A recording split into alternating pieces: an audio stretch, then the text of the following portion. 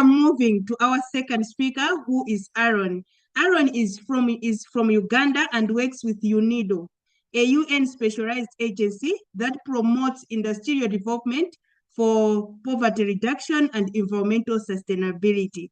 He is going to take us through how to protect indigenous rights of the community as the projects take place. Aaron, the screen is all yours. Good evening, everyone from Kampala, Uganda. It's a great pleasure joining you all in this conversation. Thank you, Mbacha, for that insightful presentation.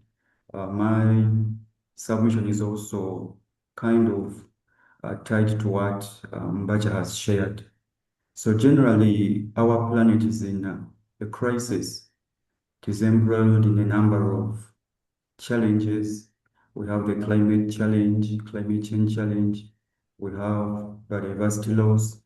We have pollution. And because of that, there have been a number of interventions being put in place across the globe to address these challenges. But these interventions or policy interventions and nature-based finance instruments are usually presented as win-win solutions. Sometimes they end up being win-win solutions, but in reality, sometimes they come with unintended negative socioecological consequences that affect people. So in our talk today, I want to share with us and elaborate on how we can be able to insulate our well-intended environmental and nature-positive policies against negative eventualities that come from us understanding ecosystems, but misunderstanding the people or the context where they're going to be deployed. But before we get there, I want to bring us to speed about the state of the planet and what is motivating us to even come up with these policy instruments. If you look at the reports, but also in reality, we are all racing against time to save our planet from a potential collapse. Not in theory, not in policy documents, but in reality.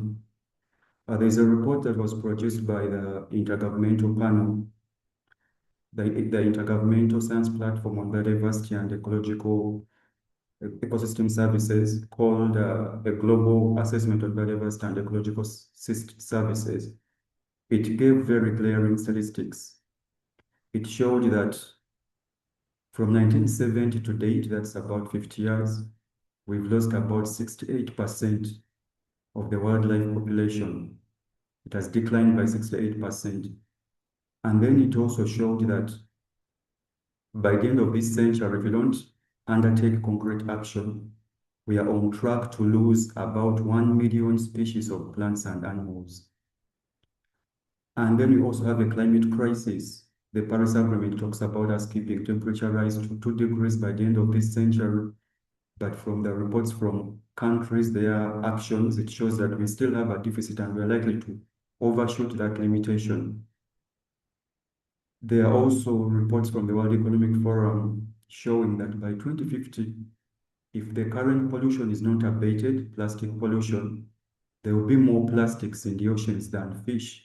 2050 is not far away. So it's about 25 years from now. So what does that spell for us? At the same time, despite that, the same World Economic Forum shows that 44 trillion of global economic value comes from nature, is directly tied to nature. So that means that the crisis we are in is not just environmental, but also economic.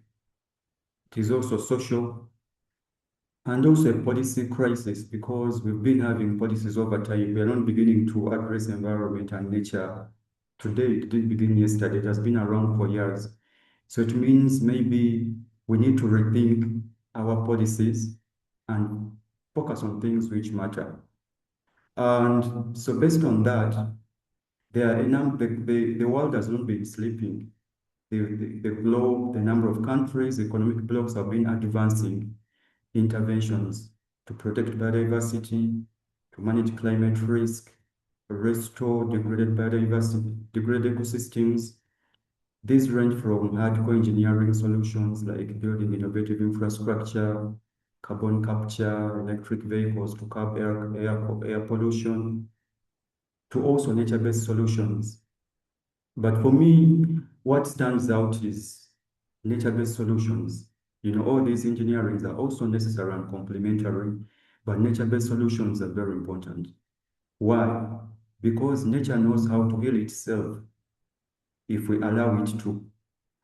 The COVID-19 lockdowns, they they brought something extraordinary. There were clearer skies. There are some cities which are the most polluted in the world, like according to World Health Organization, like New Delhi and others. They registered clearer skies in Bangkok, even in my own country.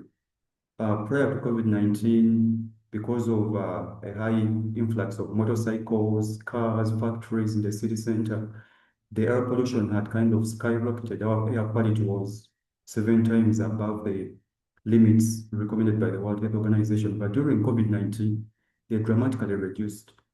And then we also saw wildlife coming on the streets from some national parks in South Africa. We're reading that in papers. So it was a reminder that actually, if we allow nature to heal itself, it can, if we create the right circumstances and the right policies. But now that brings us to the question of how do we transition from ambition to action? Because we have all these policies in place. We have the Global Biodiversity Framework, we have NDCs, the Paris Agreement, but how do we transition from policy to action? That's where it gets complicated and interesting at the same time, because sometimes these policies, they are presented as win-win situations, but that transition is not automatic from ambition to action, from policy to action.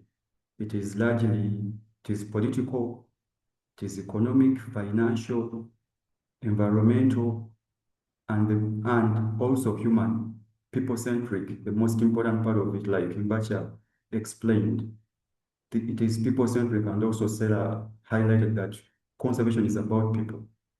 So because of that, we've had a number of policies come up which look with very good intentions, but they end up generating unintended bad intentions. I've seen a number of conservation projects come on board, but they trigger forced evictions, they come with violation of indigenous rights. Then you have sometimes people becoming poorer because of this project, which has come, maybe a carbon project, and then there are cultural values which are eroded. You have an indigenous community living in a forest, but because it has been used as collateral in a gate for nature swap, now they are restricting it from performing their cultural functions, so you're eroding culture to conserve.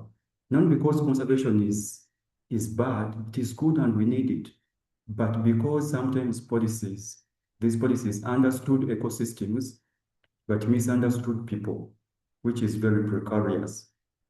Why? These policies don't, when we come up with these policies, all nature-based finance instruments, they do not fall on landscapes alone or on forests and wetlands alone. No, that is part of the equation, but not the entire equation. They also fall on people, real people who have cultures, with power dynamics, with livelihoods. So whenever we lose sight of the people component of policy making, then we are going to end up creating injustices, we are going to end up creating policy resistance and ultimate policy failure at the end. Because for me, if a policy antagonizes people, it has failed because the person is the center, is the central piece. We are conserving the planet, but you also have to conserve, to maintain human dignity and all that. So that means that when we are designing our policies, we have to go beyond looking at just the environmental promise, the green promise, but also look at other varieties of other aspects of it which may come unintended, the trade-offs, the risks and thereof. That brings me to an issue of risk and uncertainty. When we don't appraise our policies properly, the environmental policies, we risk operating under uncertainty, because when you're able to look at your policy and also look at the negative spillovers, you're managing risk. And when you're able to predict risk, you can quantify it and price it. But if you don't address risk, then you're going to operate under uncertainty. In economics, uncertainty is very costly because it's like you're shooting in the dark. You're implementing first and then discovering consequences later, which may be harmful. And that is very dangerous for nature and the environment, because sometimes these effects are cumulative and irreversible. They leave a lasting damage on the planet. So because of that, we have to factor in risk and manage our policies and be honest, ask honest questions, test our policies against different scenarios, ask uncomfortable questions, probe for mitigation measures to manage that harm before it comes, and go beyond the environment and the green promise to ensure that we are actually able to address, to capture the whole component of society and also people. I'll give an example. In my country, I worked with the National Planning Authority for some years and with policymakers, but there were policies which had come, and these policies, it was a good policy, it was a good environmental policy to manage air pollution, create a clear ambient quality, but it was an environment tax imposed on old vehicles. So if you imported an old vehicle which is more than 8 years old, you would pay that tax. It was to prevent people from bringing in old vehicles to pollute, because they were tied to be more emissive and all that. So it was well intended and it worked for some time when it had been implemented.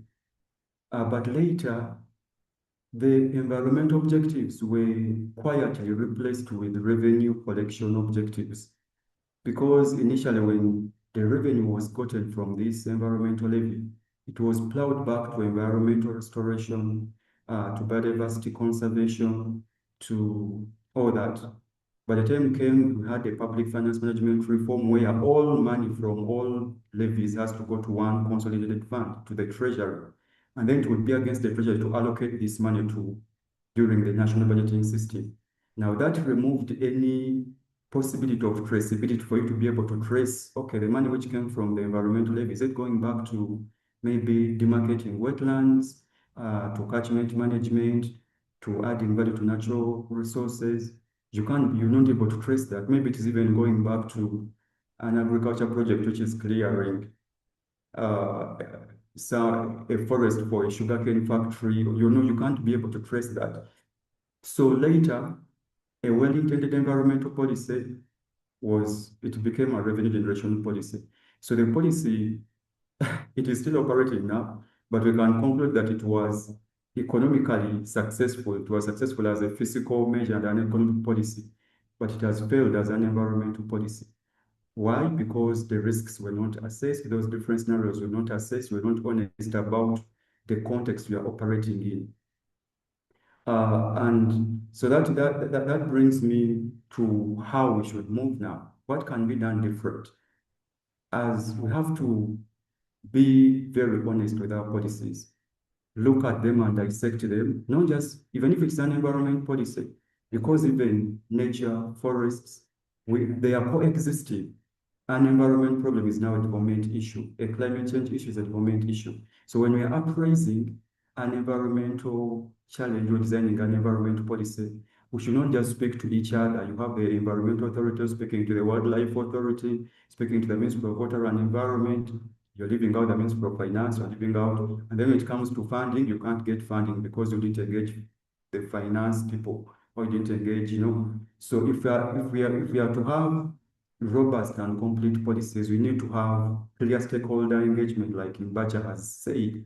And on these tables, we also have to have voices of those indigenous people where the policy is going to fall. Because if you're going to conserve a forest somewhere in a rural community, those people, they have their indigenous knowledge, they have their social dynamics. You have to study and see how they can be able to do that.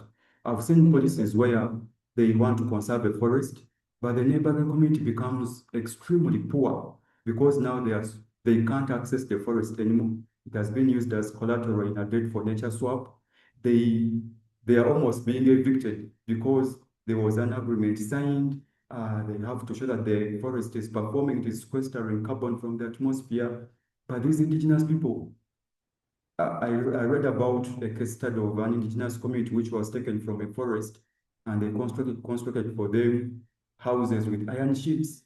But they would sleep outside whenever it rained because the noise of the iron sheets was alien to them. They couldn't cope with that challenge. They were used to living in their forests, and their whole culture was eroded in the name of conservation. So conservation is not bad, it's good. But if we get it wrong on the policies, even the nature-based finance we're looking for won't be effective. Why?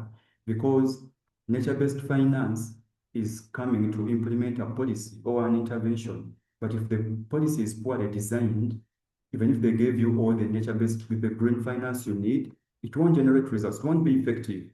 So getting the policies right and having all these people on board in the indigenous communities, observing that their rights, it enhances the effectiveness of nature-based finance, which is already scanty. So if the little we have, we are again not spending it effectively, or addressing conservation while compounding inherent challenges and evicting people, in the long term, it will be counterproductive.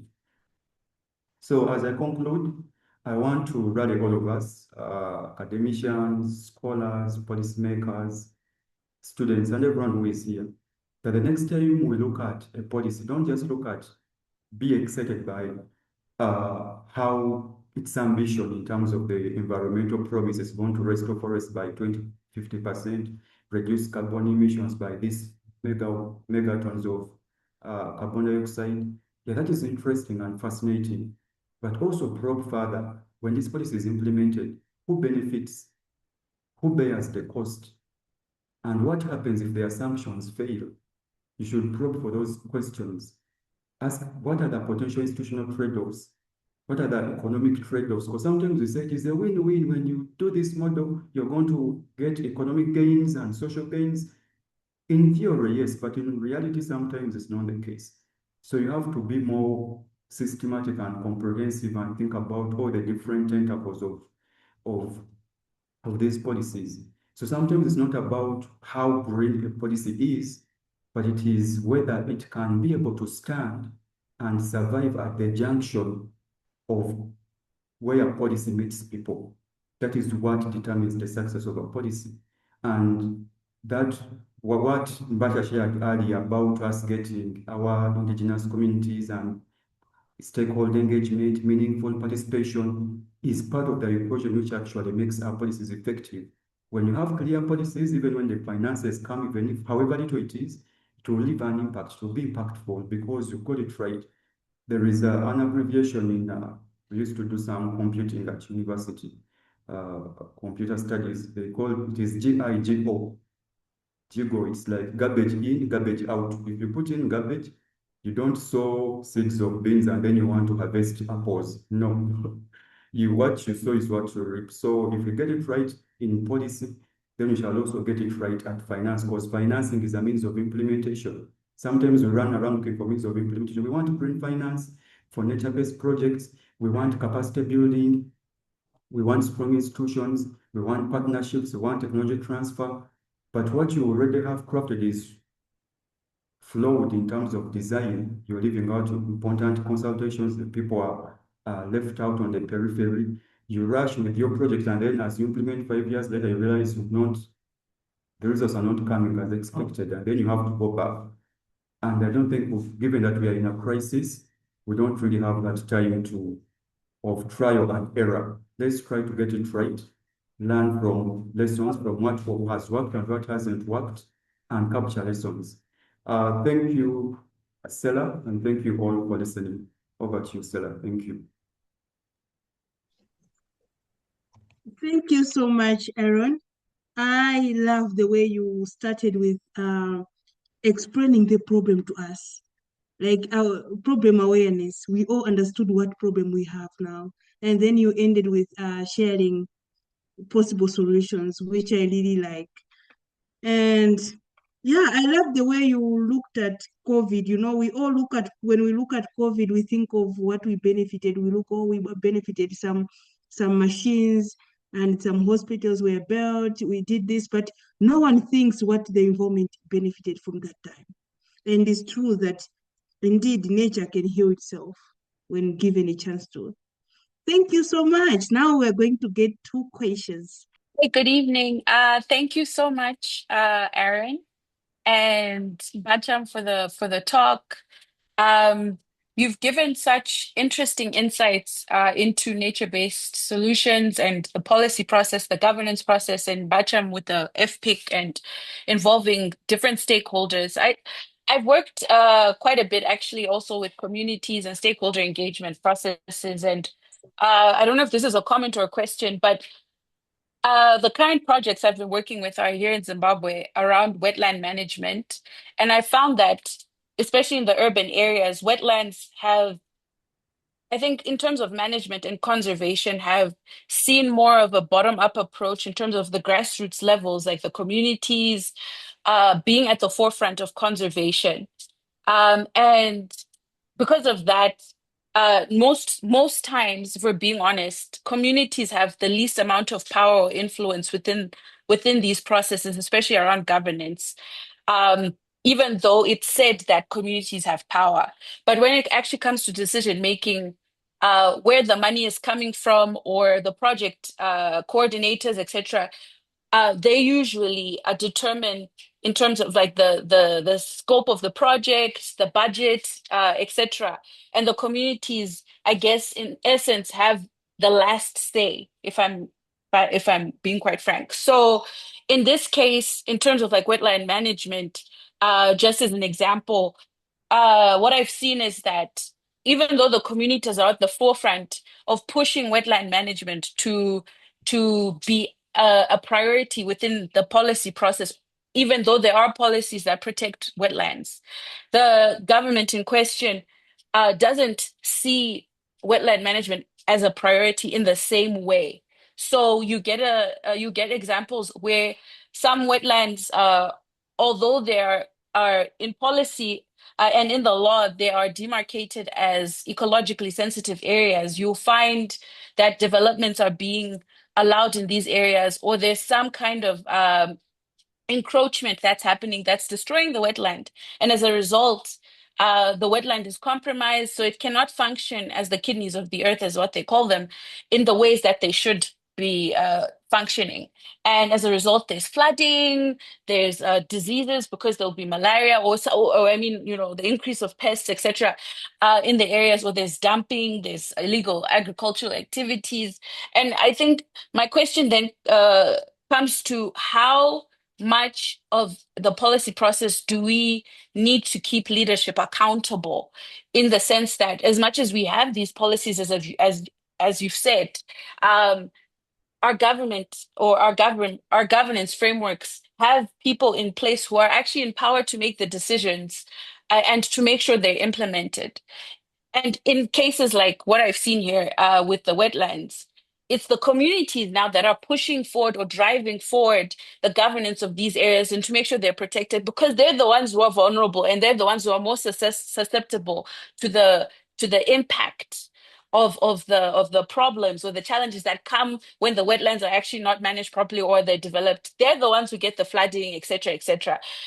Yet the government says that the wetlands must be protected. So that I just use that as an example to bring out a problem or a challenge rather that's within the policy process, that the policies are there. And even though they're there, uh, different interests arise, different forms of like implementation or the way in which these rules or regulations should be implemented, you know, also arise. And so you have people working in silos, or like you've mentioned, different government departments working in silos, and it becomes a problem because then you have people who have the same goal but are using different methods to get there. So I don't know what you can say about that. I just thought to bring it up as an example because what you spoke about, as well as Bacham, is a very important and it's a crucial topic.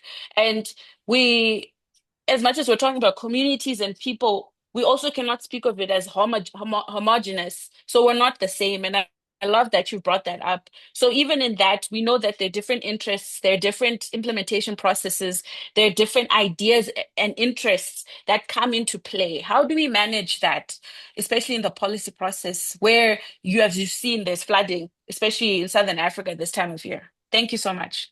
Yeah, thank you. Thank you, Samantha, and for all that elaboration. I can give some advice, I think, but you also sounded very brilliant on the topic. It would be interesting to learn from you as well. But I think to get it right, we need to find the entry points during the policy formulation process for the communities to participate. Most times, communities are brought in at the tail end just to go, we don't actually, we just go in we call it consultation, but they don't participate because meaningful participation means you go and engage people from the owners that, well, we want to conserve this wetland, we want to demarcate this forest, what are the current dynamics, power dynamics, what are the current benefits, what do you think is your role? They become partners in not just beneficiaries, because we look at them like as beneficiaries. They are partners. They're the custodians of the same natural resource we're trying to protect, and then you're looking at them like the beneficiary. That's why their decision making sometimes also swept under the carpet. They don't have that enough power.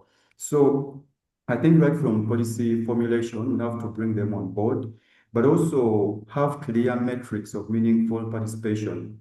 If you're designing a policy, you have results you want to achieve. So in your results, you should have some clear metrics. What are the indicators of effective participation of the community? Are there local governance, clear governance schemes at the community level? Recently, we're implementing a project in a community. It was a water access project. It's a water stressed area. They've deforested the whole area, and the water table has depleted. It has also gone down. So we wanted to ensure water access to them. But there were a number of boreholes which had been dug there, but they were not being used until they are functional. Imagine something is functional but not in use. But because someone sat in an office in a capital city somewhere in AC and thought these people, okay, we've seen that they need water, the water table has gone, let's take their borehole. They want to construct a borehole. It has never been used. And when we try to engage the community, we try to call the community leaders. And then you realize that, well, in the community leaders, it was a big room of like 50 people, and it was just the old men speaking. So we asked later during break time, we asked one of the participants, why is it that we are only getting responses from the elderly? They're like, in this community, if an elder speaks, the woman or the youth should not, they don't have any authority whatsoever to speak to them. So we had to change our strategy. So even learning is very important, adaptive management. So we had to change our strategy. In the afternoon, what we did, we broke these people into 4 groups. We put the old women alone, the old men alone, the young girls alone, and the young boys alone. And we had a very rich conversation. Now the women who were quiet became extremely vibrant, and they told us the socioeconomic issues why they're not using the borehole. Apparently, the location of that borehole is a sacred cultural place, and there is something there, so they can't go and fetch water there at a certain time. They have to go there at a certain time of that day. And no one had captured that during project design because people didn't consult the community. So you come and spend money on a project, it's not being used because you thought these people, they can't, the beneficiary, you're making decisions about their lives and they are not involved.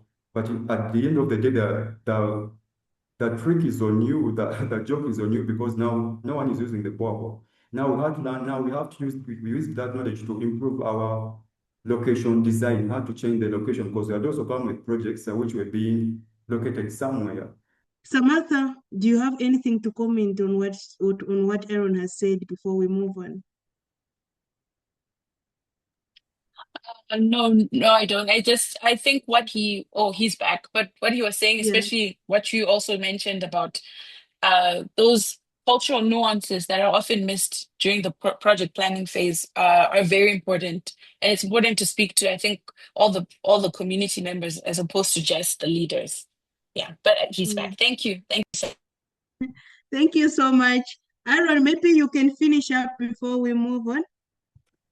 Yeah, let me wrap up in a few minutes, about 2 minutes. So, Samantha, I think one, let's look at clear metrics of participation when we are designing our project. So when we are designing policy, if you go to those policy formulation rooms, you should probe for metrics on participation. How are you going to ensure that communities are participate? They will tell you, we are going to consult them. We have a clear roadmap. We shall go to the community, ask them for clear metrics, clear indicators of participation. Whom are they going to consult and how are they going to do it to ensure that there is inclusion of everyone, people with disabilities, indigenous communities, and everyone.